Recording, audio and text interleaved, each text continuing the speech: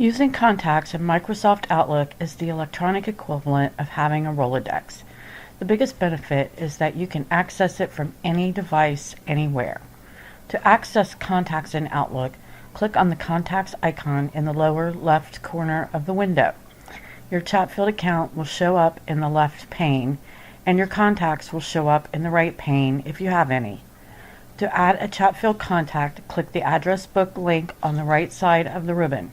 In the search box, begin typing the name of the contact. The list will begin to scroll to that person.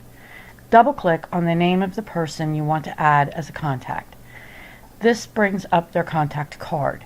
You can enter any other data that you want from the contact on the card. Click the Add to Contacts button. Their contact window will come up. You can click the Save and Close button. When you get back to your contacts window, their name will appear.